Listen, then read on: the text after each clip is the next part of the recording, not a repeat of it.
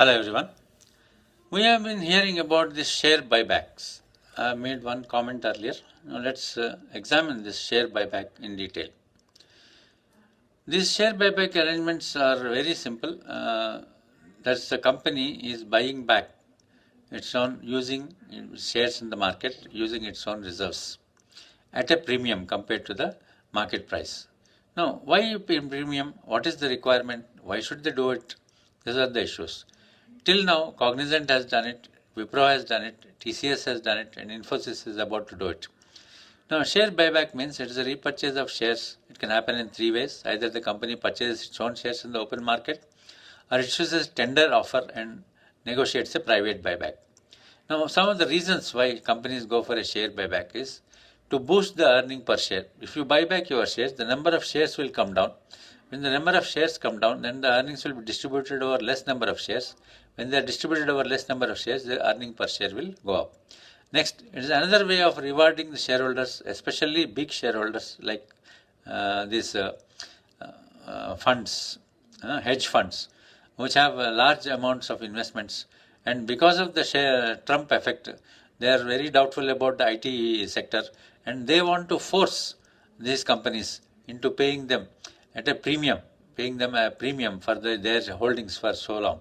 So this is one of the main reasons why all the TCS, Cognizant and Infosys and Wipro are at the forefront of selling their shares. Then there is a possibility that the shares have been undervalued.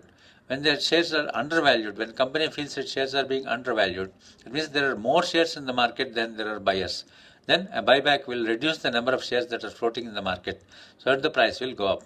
That none of the case here, none of these IT companies in India are undervalued. Then the last reason is lack of growth opportunities. Suppose the company itself feels it is sitting on a cash pile, there is no way you have to invest it, there is no way you can go around and then buy some companies which are good. There are no buy good companies available. So even the industry itself is shrinking. In such a situation, then you can encash the reserves instead of holding the cash as an ideal cash. But that's not the question with India. India is a growing country and IT industry is on the high. It's a topmost earner for India. So the one and only main reason remains. It is the hedge funds, pressure from hedge funds that is forcing our IT companies like TCS, Infosys and Wipro and others who are to come next, starting with Cognizant, okay, to resort to share buyback. Now, what is the effect of this share buyback? Number one, reserves will go down. When reserves go down in a substantial amount, they will be in no position.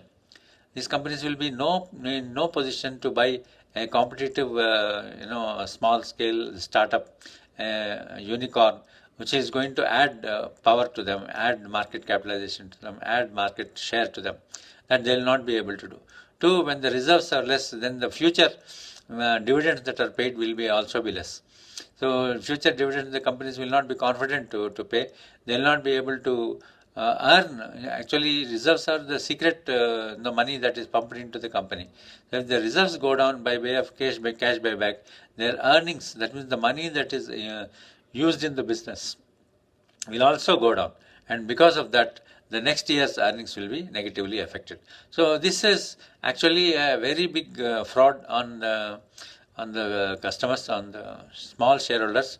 And SEBI, I think, should take cognizance of this. The central government should take cognizance of this. The company law board should take cognizance of this and try to examine why and who forced this share buyback on Indian IT companies and who put them at a competitive disadvantage.